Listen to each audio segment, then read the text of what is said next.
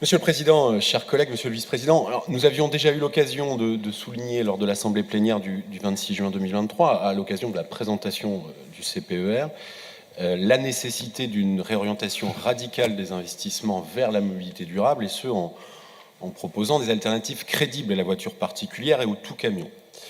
Malheureusement, le volet mobilité du contrat de plan État-région tel qu'il nous est présenté ne nous invite pas, et loin s'en faut, à conclure que l'exécutif régional aurait enfin pris la mesure des immenses défis à relever pour atteindre, à l'échelle normande, la neutralité carbone en matière de transports et de déplacements.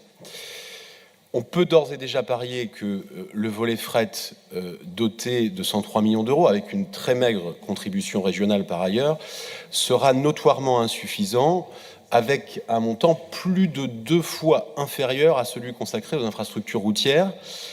Une occasion manquée, je crois, et nous le croyons, d'intégrer certains projets de rénovation de lignes, à l'image de la Camblin-Ville, dont nous avions parlé ici en assemblée plénière, et ce, en vue de favoriser le report modal du transport de marchandises d'entreprise de la route vers le rail.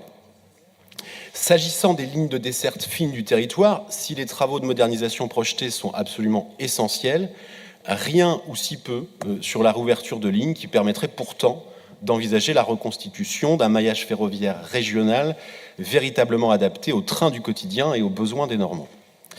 Alors, s'agissant des SERM, maintenant, alors, les études et travaux projetés pour Rouen permettent, ça a été dit, d'envisager à moyen terme la mise en œuvre d'un service. Tel n'est pas le cas pour Caen. Qui devra se contenter de crédits d'études. Alors, vous l'avez dit, Monsieur le Président, en introduction, ces projets de SERM seraient portés par l'exécutif régional depuis 2016. Dans les documents locaux de planification, si je parle pour Caen, ils sont inscrits au moins depuis 2010, si ce n'est avant. Il est donc là profondément regrettable que ce volet mobilité se contente de projeter des études, ce qui a pour effet en réalité de renvoyer au calendrier grec des projets qui sont essentiels à la constitution d'une offre ferroviaire véritablement attractive. Au passage, et alors que vous nous présenterez dans quelques instants le schéma régional des véloroutes, vous l'avez souligné, nous souhaiterions obtenir une explication sur les raisons pour lesquelles la région s'abstient, au titre du volet véloroute, de tout accompagnement financier, un montant qui est annoncé par Jean-Michel Gastine, mais qui oublie de dire au passage qu'en fait, la région, a priori, ne met pas 1 euro sur les véloroutes, laissant l'État et les autres partenaires pour seuls intervenants. Sur le volet routier, enfin, et face à l'objectif affiché de ce volet mobilité du contrat de plan de décarboner les transports régionaux, la contradiction est totale. Et il est navrant de constater que ce sont encore plus de 220 millions d'euros d'argent public qui seront consacrés aux infrastructures routières.